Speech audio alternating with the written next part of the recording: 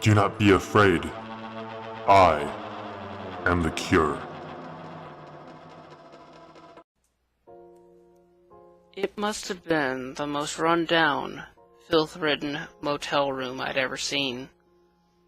The kind of place where cockroaches didn't feel the need to scatter at the flash of a light bulb.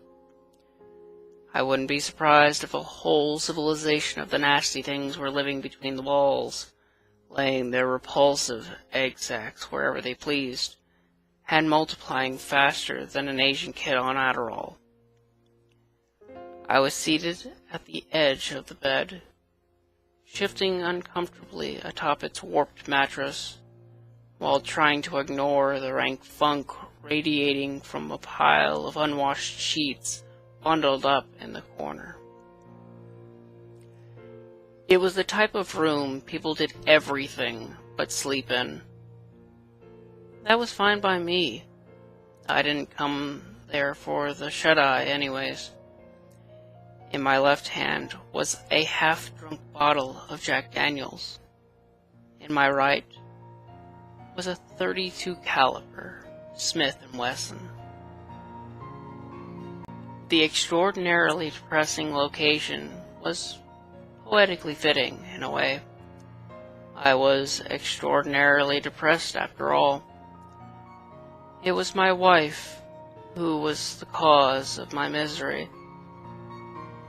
She had broken my heart, leaving me with nothing but a vacant, grief-stricken soul, like a teenager who listens to Fall Out Boy and writes poetry on Tumblr. For a while, suspicions of infidelity had loomed over our marriage, but I had always chalked up my conjectures as nothing more than paranoid delusions. They say denial is the best remedy for heartache. It wasn't until I had stumbled across a series of implicitly sexual emails between her and the pastor of our church, a married man in his own right, that I was faced with the morbid reality of my wife's secret sexcapades.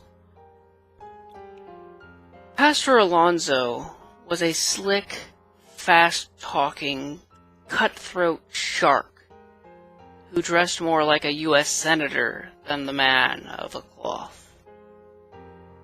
He pulled in a far bigger salary than one might expect a holy man to earn. A lot of people would be surprised to find out just how profitable the preaching business can be, especially when you head up the second biggest megachurch in California. Alonso had a taste for life's opulent luxuries and wasn't afraid to flaunt it. It wasn't uncommon for him to drive a Mercedes-Benz to church or show off his collection of Rolex watches during Sunday services. I guess that's why my wife gravitated towards him. She always did have a weak spot for the material things. There was one thing that Pastor Alonso's money couldn't buy him, though. Kids of his own. His wife, Darcy's on-again, off-again battle with a big C, had thrown a monkey wrench in his plans to start a family. Recently, her cancer had taken a turn for the worst, and while she lied up in the hospital on her deathbed, the pastor and my wife were getting together for some extra Bible study sessions. When I confronted my wife about the emails, things got ugly. Names were called, explicitives were hurled, and threats were thrown out. By her mostly. She explained to me that the pastor invited her and the kids to move in with them once Darcy passed. An offer my better half had accepted. She said she was going to give him the family he always wanted. My family. I didn't have the money to fight a long, drawn-out custody battle or hire big-time lawyers, but Pastor Alonso did. Couple that with the fact women usually win these kinds of disputes, even if they don't always deserve it, and you can see why things were looking so bleak for me. Another man had stolen my wife, my children, my life, and there was nothing I could do about it. The room slowly started spinning, and I realized my good friend Jack was up to his old tricks again. Nausea was beginning to settle in, and I didn't want to spend my last moments alive vomiting the Carl's Jr. cheeseburger I had wolfed down an hour earlier. So I decided to stop stalling and finish what I came there for. I placed the revolver's barrel in my mouth and rested my finger on the trigger. In case you were wondering if my life flashed before my eyes, allow me to put it perfectly blunt. It didn't. I was thankful for it, too. I'd have rather taken a bubble bath with Bruce Vilanch and Ron Howard's little brother than relive all the agony that woman put me through. I shut my eyes as tight as possible in preparation for the bullet to pass through my brain. They say he who hesitates is lost. In short, the proverb means that spending too much time deliberating on an important decision can ultimately lead to disastrous consequences. Although in my case, one tiny, minute moment of pause may have actually prevented said consequences and saved my life. The cold, metallic taste of the revolver's barrel on my tongue caused me to question my actions for only the briefest of seconds. But sometimes even that can be more than enough time to change a man's fortunes. As I sat there, trying to talk myself into pulling the trigger, the telephone in my motel room began to ring. I slid the gun out of my mouth, sat good old Jack, the only friend I had left, down on the nightstand and answered the phone. Hello? I said in my best possible, not about to kill myself voice. Jacob, I'm so glad you picked up. I had no idea who the voice on the other line belonged to. I had never heard it before, but whoever it was, they seemed to know me.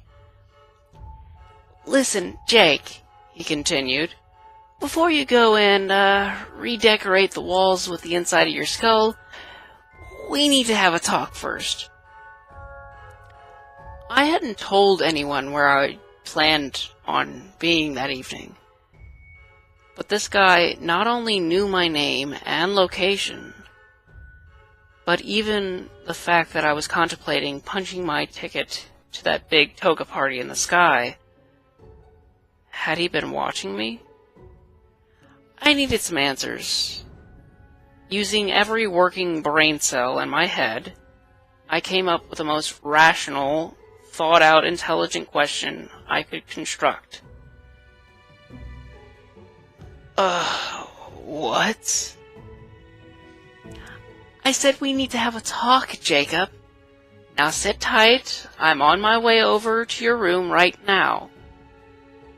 And with that, he hung up the phone. I stared blankly at the wall, completely dumbfounded, my mind still trying to process what happened. I wondered for a moment if I had just been the victim of a prank call. It seemed from our short conversation that the guy on the other end of the line had been watching me. My first inclination was that he might have been some sort of pervert. After all, the motel wasn't exactly a 4-star accommodation, and I did notice that the place looked to be a magnet for weirdos, freaks, and other types of seedy characters when I checked in. I took a swig of liquid courage. For some reason, I always felt braver when Jack was around. The knock on the door nearly caused me to lose control of my bowels. That double Weston bacon cheeseburger was coming out one way or the other. I tried to convince myself that I was just being neurotic, but something about the call made me feel uneasy.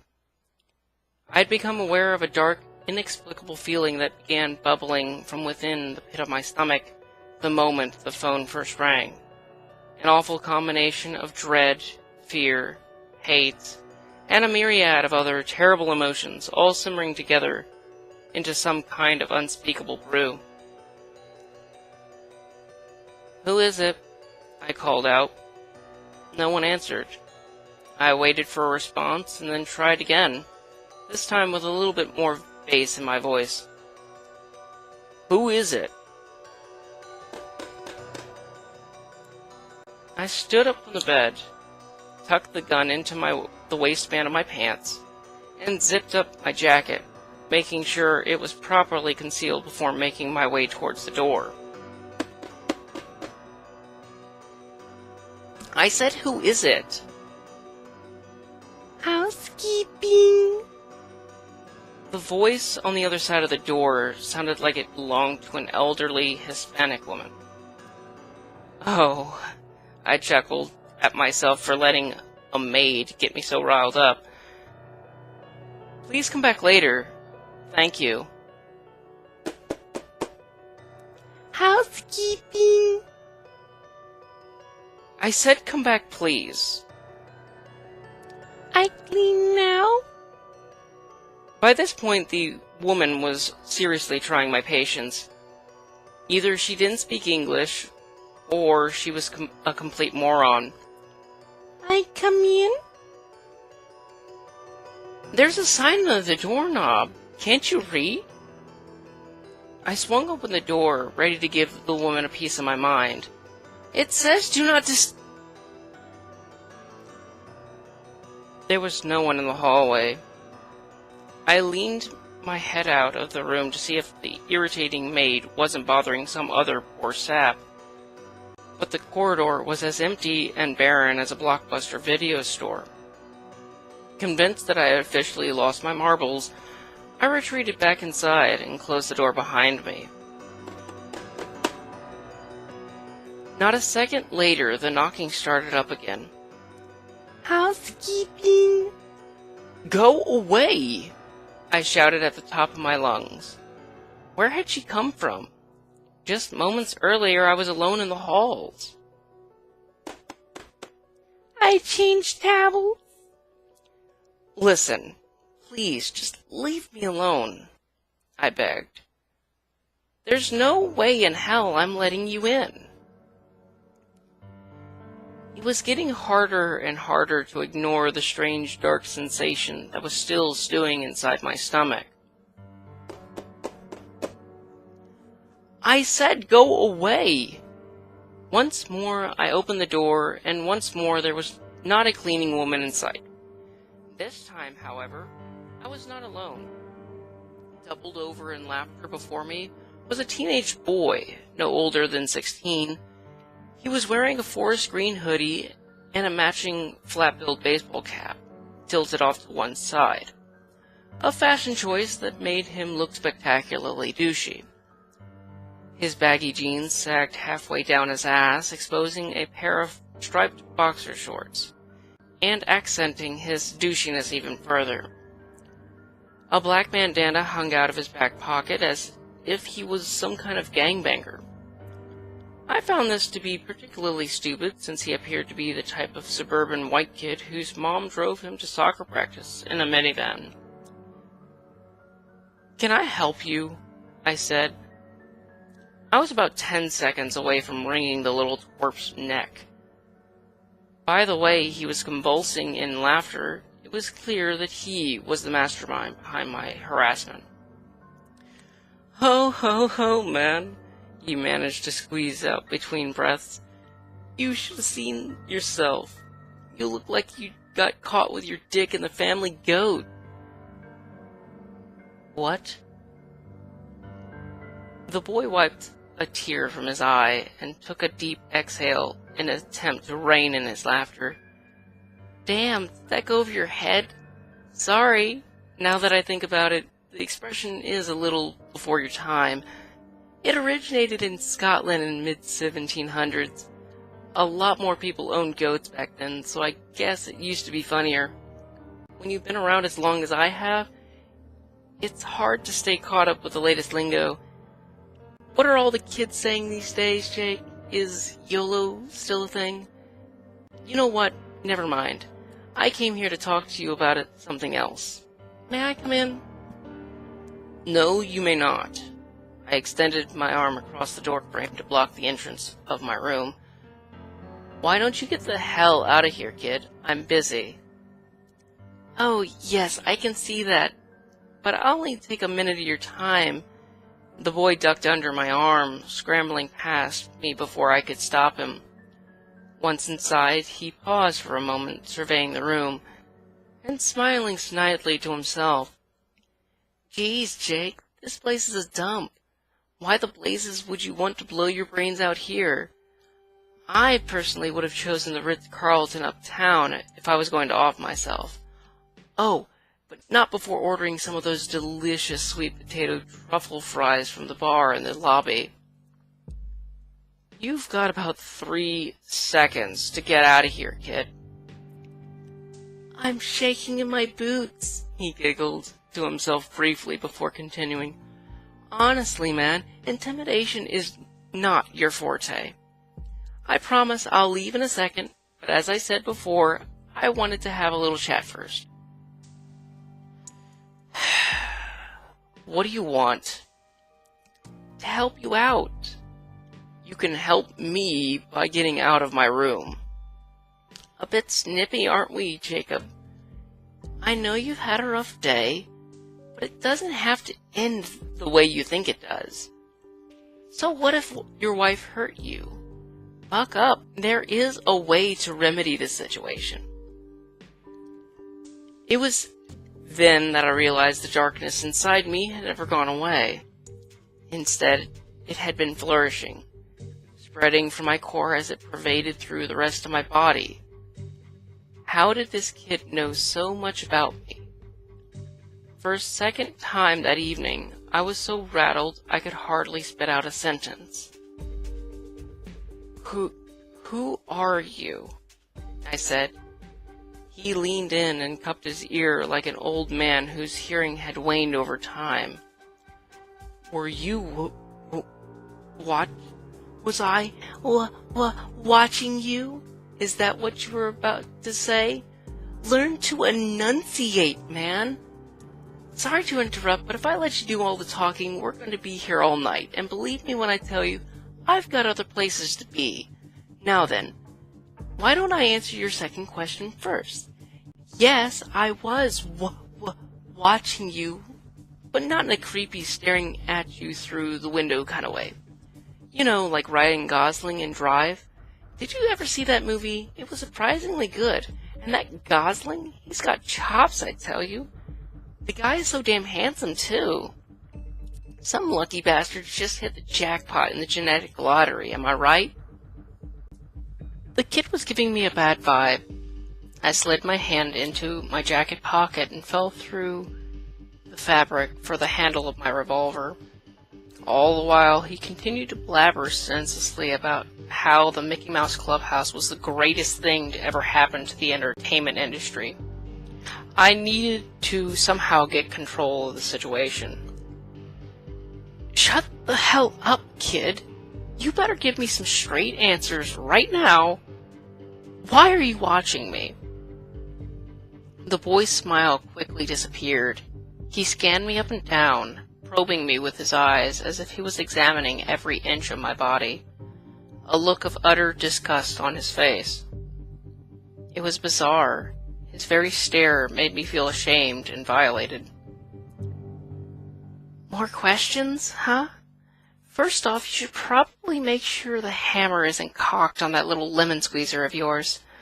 You're gonna shoot your dick off, and then you'll really have a reason to kill yourself.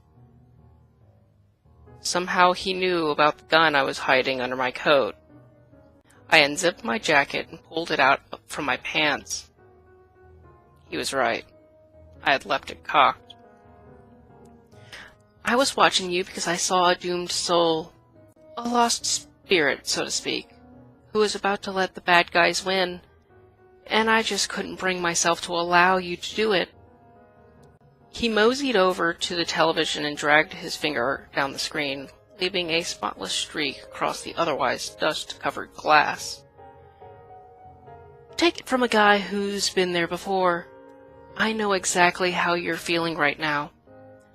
I, too, have been betrayed by someone I loved, cast down and thrown out in favor of another.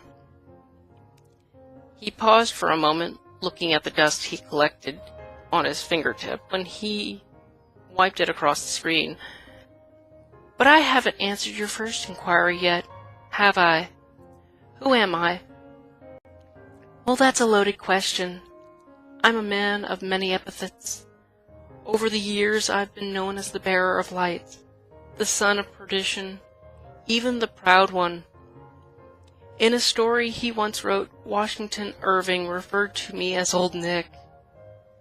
I've been anointed a prince, while at the same time branded a beast. You're telling me that you're the... Pleased to meet you. Hoped you guessed my name. But that's impossible. Why? You go to church, don't you? Is it so hard to believe that asinine little book, the one you people so arrogantly proclaim to be God's true word, actually got something right? Don't go patting yourself on the back for being a Christian, though. The Bible's filled with more half-truths and garbage than a supermarket tabloid. I was completely taken back by what the boy was saying. A couple minutes earlier, I was getting ready to lodge a bullet in my brain. Now I was talking to a teenager who'd just declared himself to be the embodiment of evil. If you're the devil, I asked, then why do you look like a kid? Why not? I do what I please. I can appear as whatever or whoever I want. You think this is weird? Once I made myself look like a snake just so I could talk to a hot, naked chick. Yeah, but it doesn't make any sense. Neither did Carlos Mencia's comedy career, but it happens anyways.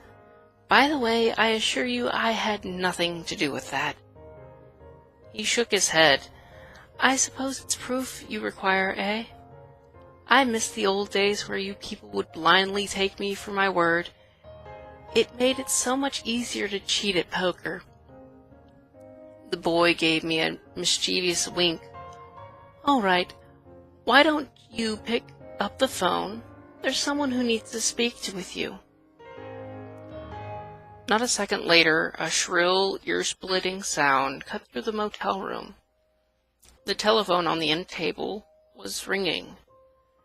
I shot a skeptical look over to the teenager. He was holding his hand to his ear as if there was an invisible telephone in it. Hello, I said as I picked up the phone. Housekeeping. I clean now? As the boy's lips moved, I could hear the cleaning woman's voice over the telephone. No hablo inglés. I come in. He burst into a fit of laughter. I was floored. I tried to play it cool, but I'm certain he could read the shock on my face. Check this one out, he cleared his throat.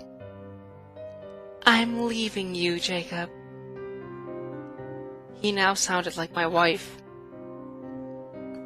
Pastor Alonso has a bigger house than you. As a matter of fact, that's not the only thing that's bigger.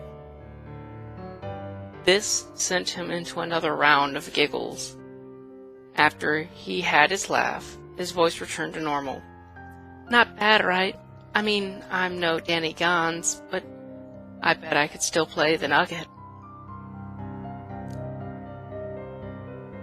And when he said that, he smiled, but it was just a little too wide. Wider than a mouth should ever stretch. Ever so briefly, I caught a glimpse of his teeth. It was as if hundreds of tiny daggers were protruding from his gums. He shifted his head ever so slightly, and his peculiar facial features had disappeared. Once again, he looked like a typical douchebag teenager. You can't have my soul, I said. It's not for sale. The boy scoffed. Come on now. Do you really think I just go around buying people's souls from them? Ye have little faith in humanity, Jacob. Most people are too smart to fall for that kind of thing. What's a lifetime of happiness compared to an eternity in hell? Then why are you here? Like I said before, I do as I please. And it would please me very much to do a favor for you. No contracts or souls involved. Honest Injun.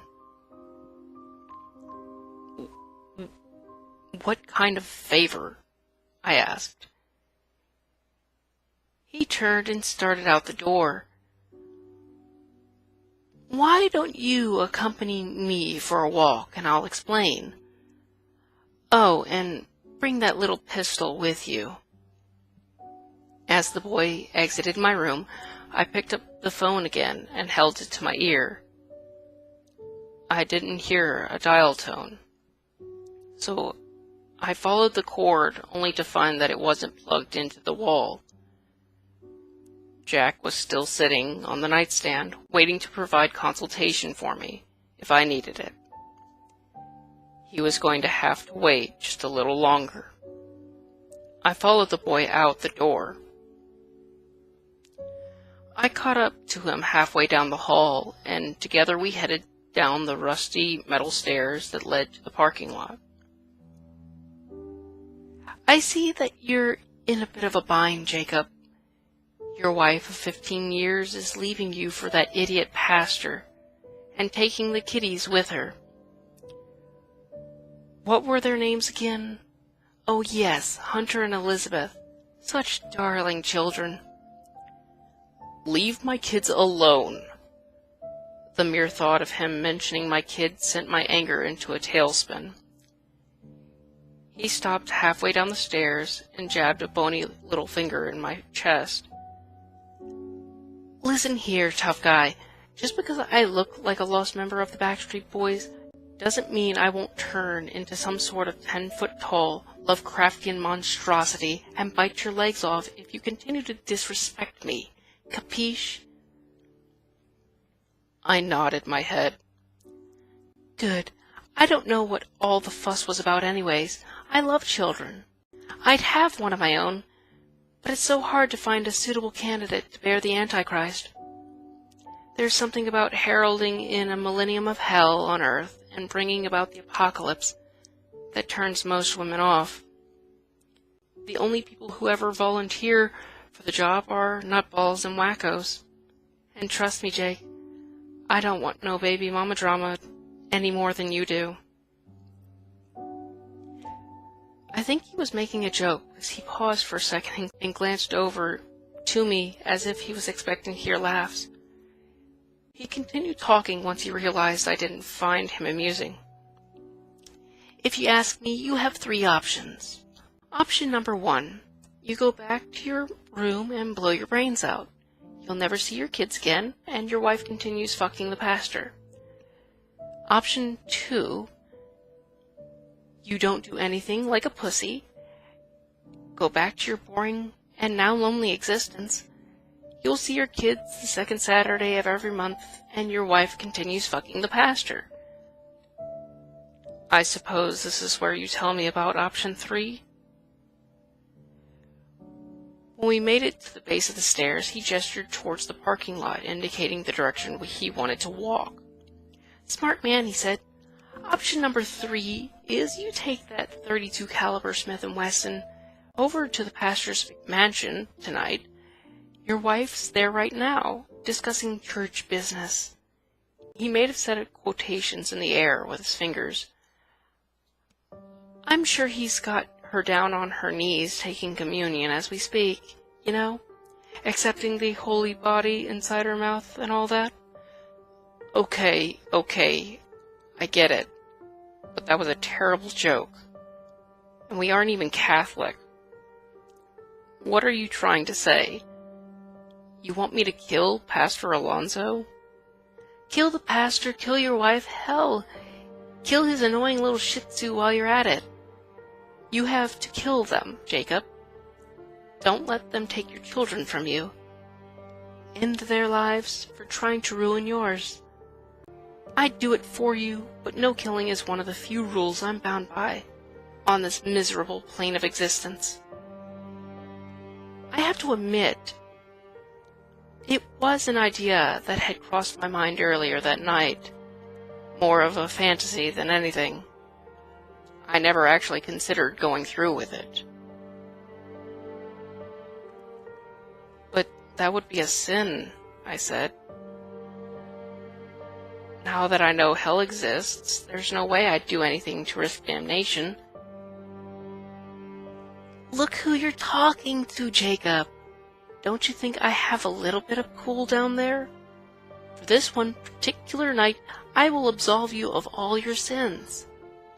Think of it as a get-out-of-jail-free card. And don't worry about the fuzz either. I have friends in high places.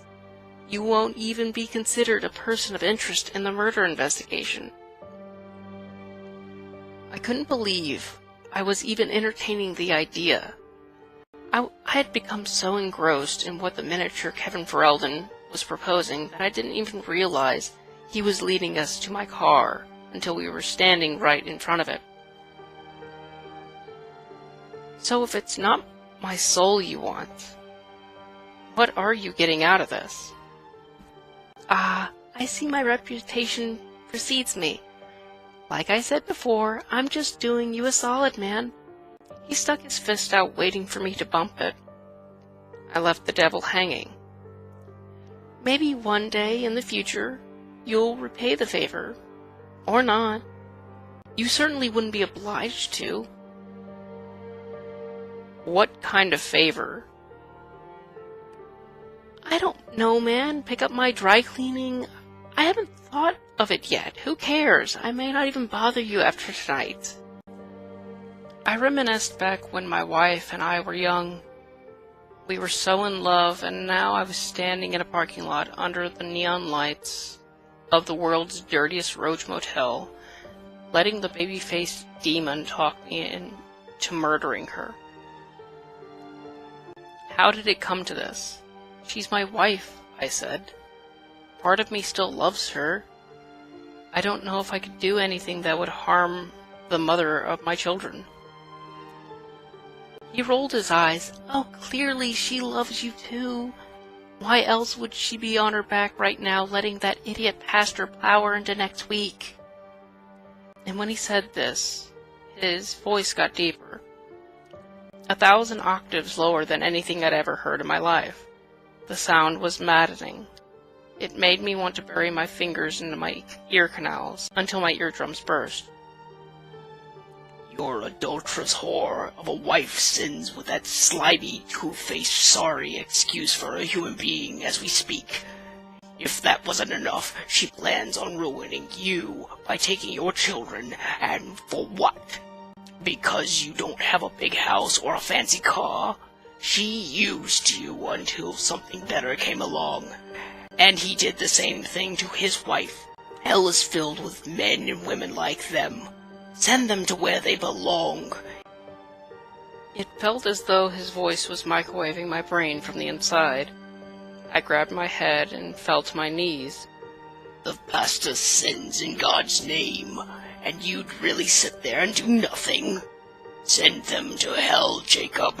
Send them to me, and I will make sure they suffer until the end of time.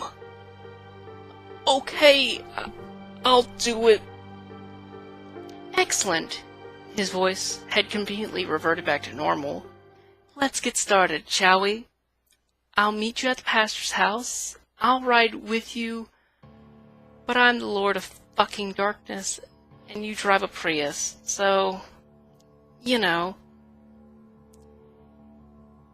Even though he wasn't in the car with me while I drove over to Pastor Alonso's home, I knew that I was far from alone. Every time I doubted my sanity, every time I started to question if what had transpired was even real, he was there, standing on a street corner, waiting at a bus stop, even watching me from the windows of other cars as they passed me by. I realized now that he was keeping an eye on me, making sure I didn't get cold feet. It came to no surprise to find him already waiting for me on the front steps of the pastor's massive home when I pulled up. He placed a hand on my shoulder when I got near and spoke some final words of encouragement to motivate me. "Do it for your children, Jacob." From the moment I nudged open the pastor's gaudy, oversized front door, I could hear he and my wife wailing away from the bedroom upstairs. I drew my gun and followed the moans up the steps.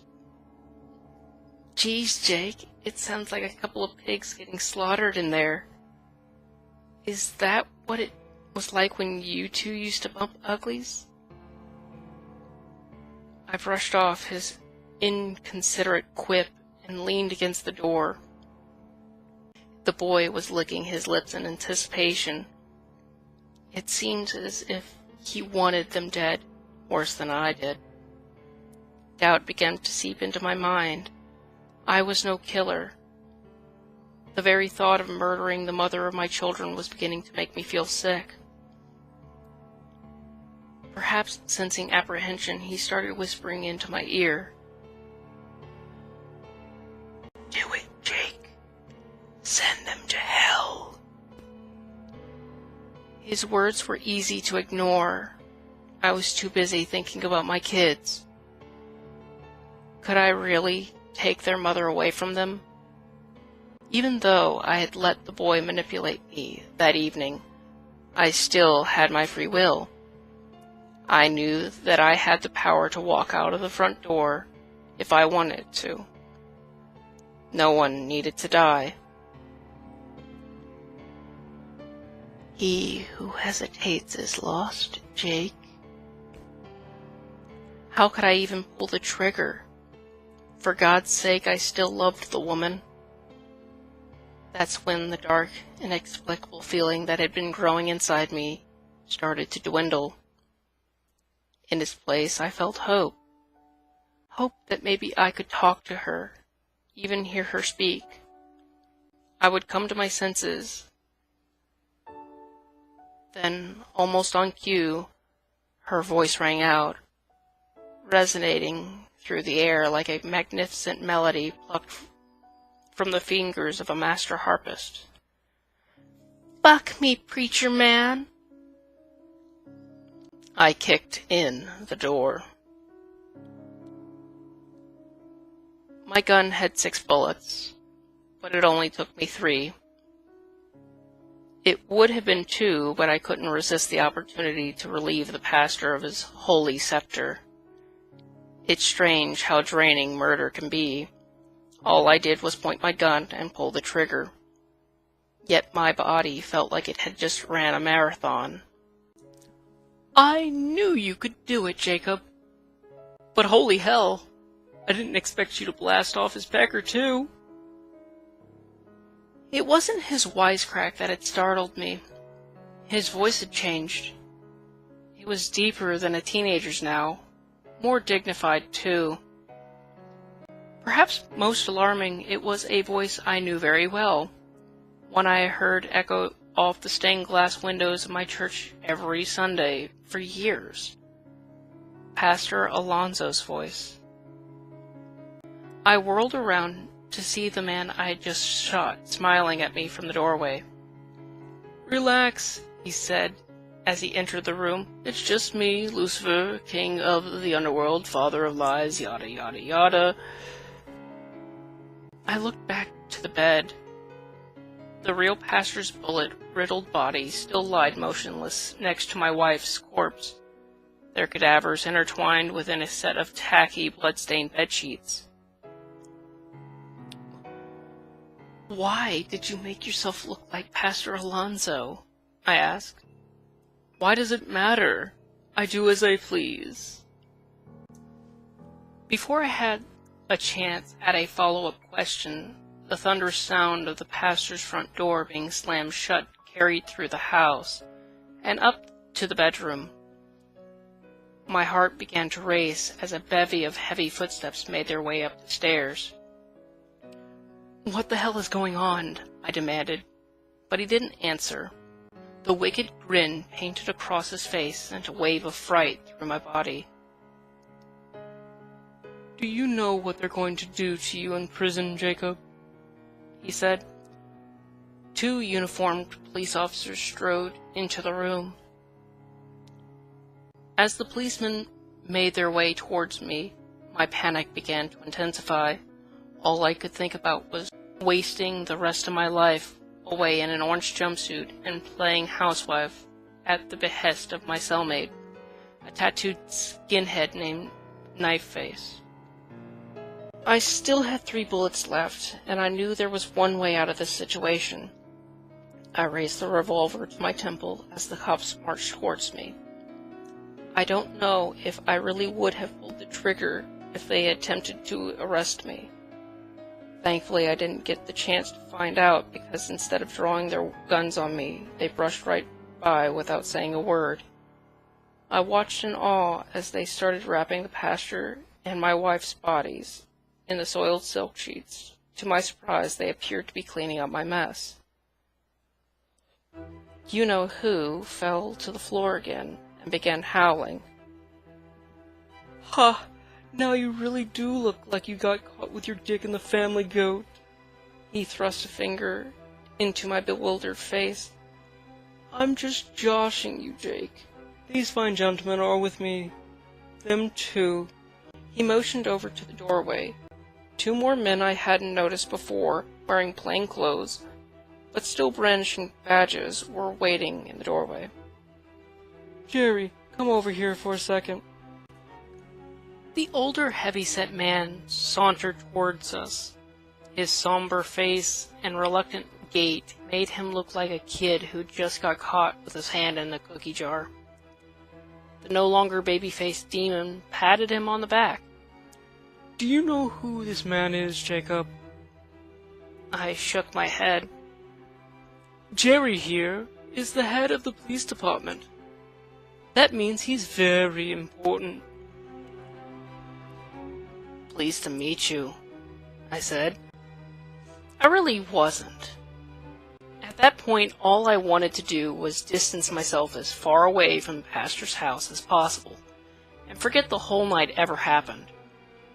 The police chief remained silent. The shame and discomfort in his eyes told me the feeling was mutual. The demon gestured over to the other man still standing at the door. "That guy over there just made detective." He turned his head in the detective's direction. "Congratulations on your new promotion, Bill." The man looked away to avoid eye contact. Once again, he focused his attention on me. "Guess who's going to be heading up your wife's murder case?" "What about the pastor?" I asked. "Who's going to be looking into his murder?" He stretched his arms out and twirled around as if he was showing off a brand new coat. "What are you talking about?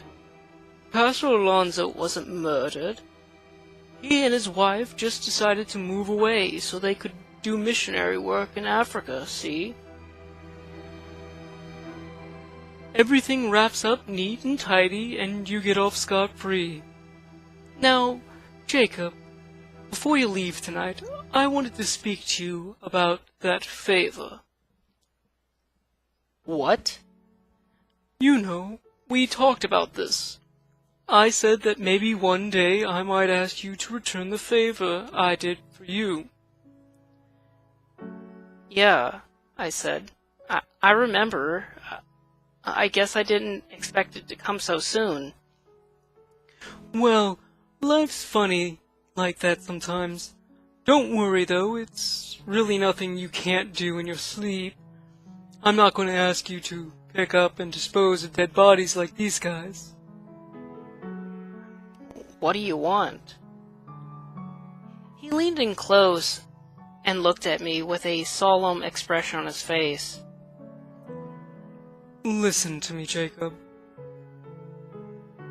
Because this is the only favor I will ask of you. It is imperative that you never attempt to contact Darcy Alonso. Do you understand? What? His request had left me puzzled for numerous reasons. But Darcy Alonso has cancer. She's dying. His lips curled into a devilish smirk. Well, let's just say I did her a little favor. What are you going to do with her? What's it matter to you? I do as I please. I waved my finger at his face. But you said I'm not obliged to listen to you, right? If I wanted to, I could go over to the hospital right now and tell her everything that happened tonight. Of course you can, Jacob. Like I said, there's no binding agreement between us. Your soul is yours, and you're free to do what you want with it. As a matter of fact, I stake no claim to any of these men's souls. They're just people who were kind enough to repay the favor I did for them. I've done favors for lots of people, Jacob.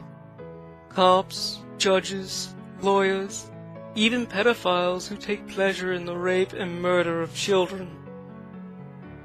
Hey, that reminds me. Don't your kiddies walk home from school every day? When he said that, he looked me right in the eye. It was as if his stare caused my mind to play out 1,000 different scenarios, each one more heinous and vile than the last. It was like looking through a window into hell. Darcy and I are going away, He continued. All you have to do is forget about her. Forget about this entire night if you want. But don't forget that I'm always watching you, Jacob. He didn't need to say another word. The message was clear. I turned and exited the pastor's house without looking back. The next few hours were a blur to me. I remember driving back to my home, vomiting in the kitchen sink. That double Western bacon cheeseburger finally did make its escape, and passing out on the couch in my living room. My wife's body was found 48 hours after I shot her inside of a liquor store dumpster. Just as he said, I was never even considered as a suspect. Her murder was pinned on a 19-year-old kid from the barrio. It took no more than a week for the jury to reach a guilty verdict. He was sentenced to death. The kid is currently incarcerated and trying to appeal the jury's decision, but something tells me he won't have any luck. I have a feeling that I'm not the only person who has a favor to repay. Darcy Alonso checked out of the hospital that evening and was gone by morning. Word around the church was that she and the pastor had believed her miraculous recovery to be a sign from God, so they set out across the globe to spread his message. that story's a bigger load of bullshit than a politician making a campaign speech while rolling in a pile of fertilizer. 2 weeks after they left town, their house was put up for sale. It was hard for my children to lose their mother at such a young age, but they'll learn to get along without her. I like to think I've been doing a hell of a job as a single parent, cooking, cleaning, and taking care of them. It took a while for things to start to get back to normal for us. But the fact that they're smiling and laughing again makes me think that they're going to be okay. About a year after everything happened, I received a green envelope in the mail. I didn't think much of it at first. It was the middle of December, and I had already collected dozens of Christmas cards. It wasn't until I tore open the envelope that I realized that dark, inexplicable sensation had made its presence known once again in the pit of my stomach. It wasn't the title on the front of the card that made me feel sick. Merry Christmas from the Alonzos. It was what I saw when I opened it. The message was just one sentence long, but it hit me in the gut like a body blow from Mike Tyson. The doctor says we're due to have the best Christmas ever. Attached to the card was a picture of Darcy and the pastor wearing ugly Christmas sweaters and grinning from ear to ear. Darcy's sweater, however, was pulled up past her midsection, exposing her belly. She looked to be about 9 months pregnant.